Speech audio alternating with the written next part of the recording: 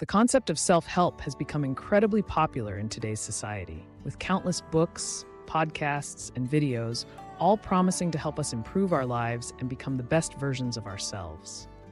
But have you ever stopped to think about the potential downsides of this obsession with self-improvement? Could it be that our constant pursuit of perfection is actually having a paradoxical effect on our mental health? Hi, I am Mez. Join me as I dive deep into the world of self-help and see if it's actually making us more anxious today.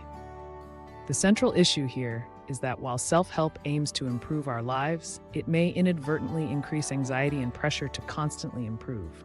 Self-help often emphasizes the importance of setting goals and striving for success, which can be motivating and helpful for many people. However, for others, this constant emphasis on achievement can create a sense of inadequacy and low self-esteem. When we're constantly bombarded with messages telling us that we need to be better, thinner, richer, or more successful, it's easy to feel like we're just not measuring up. This can lead to a never-ending cycle of self-doubt and anxiety, as we feel like we're always falling short of our goals. The more we immerse ourselves in the world of self-help, the more we may start to feel like we're never doing enough. We may feel pressured to constantly be learning, growing, and improving, which can be exhausting and overwhelming. This pressure can come from within, as we strive to live up to our own expectations, or from outside, as we compare ourselves to others who seem more successful or accomplished. Either way, it can create a sense of anxiety and discontent that's hard to shake. We may start to feel like we're stuck on a treadmill, constantly running, but never getting anywhere, and this can be a really frustrating and demotivating experience. As we delve deeper into the world of self-help, it's clear that the potential for anxiety and pressure is very real. The self-help industry is a multi-billion-dollar market, and it's filled with books, courses, and programs that promise to help us achieve our goals and live our best lives. But with so many options available, it can be hard to know where to start or what to focus on. We may feel overwhelmed by the sheer amount of information out there and confused about what will actually work for us. This can lead to a sense of paralysis, as we feel like we're stuck in a sea of uncertainty and don't know how to move forward. The factors contributing to this phenomenon are complex and multifaceted. Social media plays a significant role, as it allows us to curate a highlights reel of our lives and compare ourselves to others. We see the perfect selfies, the exotic vacations, and the luxurious lifestyles, and we can't help but feel like we're missing out. We may feel pressure to present a perfect image online, which can be stressful and anxiety-provoking. Additionally, the constant stream of information on social media can be overwhelming, making it hard to disconnect and relax. Unrealistic expectations are another major contributor to the anxiety and pressure associated with self-help. We're often told that we need to be perfect, that we need to have it all together, and that we need to be constantly achieving. But this is just not realistic. We're human beings, and we're flawed and imperfect. We make mistakes, we have setbacks, and we have bad days. But the self-help industry often doesn't account for this, instead offering a one-size-fits-all solution that promises to fix all our problems. This can create a sense of disappointment and frustration when reality doesn't live up to our expectations. The overwhelming amount of self-help content available is also a significant factor. With so many books, podcasts, and videos out there, it can be hard to know what to focus on or what will actually work for us. We may feel like we're drowning in a sea of information and that we're constantly being bombarded with new ideas and techniques. This can be exhausting and overwhelming, making it hard to discern what's truly helpful and what's just noise. We may start to feel like we're stuck in a never-ending cycle of learning and growth without ever actually achieving our goals.